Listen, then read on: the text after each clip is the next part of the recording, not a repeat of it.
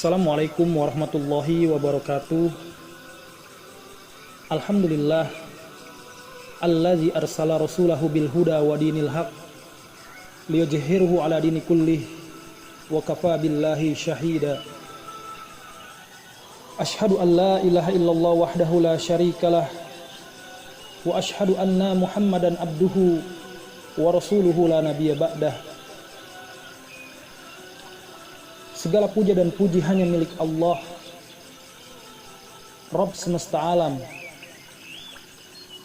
Salawat beserta salam semoga selalu tercurah kepada manusia yang memiliki akhlak yang paling baik, adab yang terbaik, perilaku yang terbaik, baik dari sebelum tidur sampai bangun tidur kembali. Nabi Muhammad sallallahu alaihi wasallam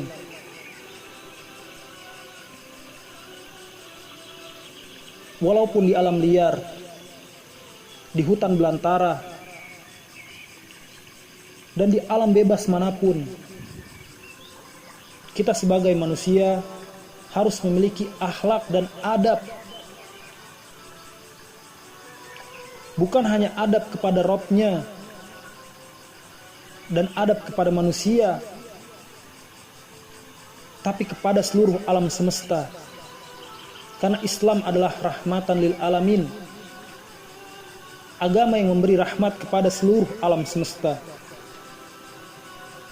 Tidak membahayakan A, tidak membahayakan B, dan tidak membahayakan diri sendiri. Bahkan dalam Islam, pada saat membuang hajat atau buang air kecil, bisa juga buang air besar, harus memiliki adab. Kata orang, kalau buang air kecil sembarangan di bawah pohon, atau buang air besar sembarangan di jalanan, di pohon besar, di tempat yang angker, nanti bisa kemasukan. Nanti setannya marah. Sebenarnya ada yang lebih penting dari itu semua. Adalah adab. Bahkan adab kepada hewan, kepada tumbuhan, kepada air. Islam sudah mengaturnya. Dan saat ini yang ingin saya bahas adalah adab ketika buang air, baik buang air kecil maupun buang air besar. Lalu bagaimana kita memulainya? Yang pertama adalah usahakan cari tempat tertutup dan menjauh dari orang lain. Hadis riwayat Ibnu Majah. Yang kedua, tidak membawa sesuatu yang melafazkan Allah. Quran surat Al-Hajj ayat ke-32.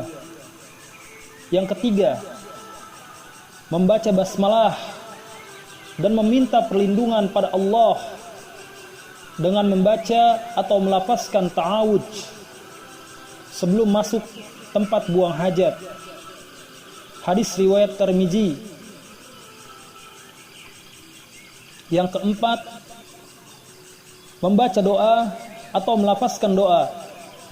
Allahumma inni a'udzubika minal khubusi wal khaba'is. Ya Allah, aku berlindung kepadamu dari setan laki-laki dan setan perempuan. Hadis riwayat Bukhari dan Muslim. Yang kelima, pada saat masuk ke tempat buang hajat, gunakan kaki kiri terlebih dahulu dan keluar dari tempat tersebut dengan menggunakan kaki kanan. Hadis riwayat Bukhari dan Muslim. Yang keenam, tidak menghadap kiblat ataupun membelakanginya. Hadis riwayat Bukhari dan Muslim. Yang ketujuh, dilarang berbicara kecuali jika memang sangat amat darurat. Hadis riwayat Muslim. Yang kedelapan, tidak buang hajat di jalan dan tempat bernaungnya manusia. Hadis riwayat Muslim. Yang kesembilan, tidak buang air di tempat air tergenang. Hadis riwayat Muslim. Nomor 10, memperhatikan adab, membersihkan sisa kotoran. Jika di tanah, maka dipendam atau disiram setelah buang hajat dan membersihkannya.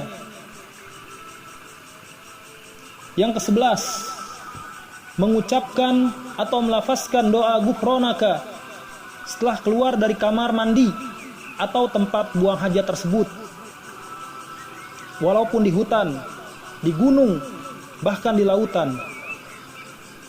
Mudah-mudahan bermanfaat dan menjadi amalan yang istiqomah ketika pada saat buang hajat. Amalan ini semua bukan karena kita takut kepada penunggu pohon tersebut,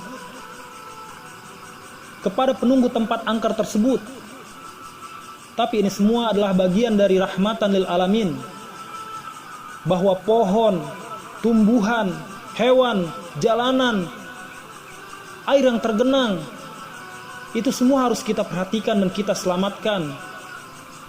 Tidak boleh kita mengotori, bahkan menjadikannya najis bagi orang lain. Hadza wallahu a'lam bishawab. Assalamualaikum warahmatullahi wabarakatuh.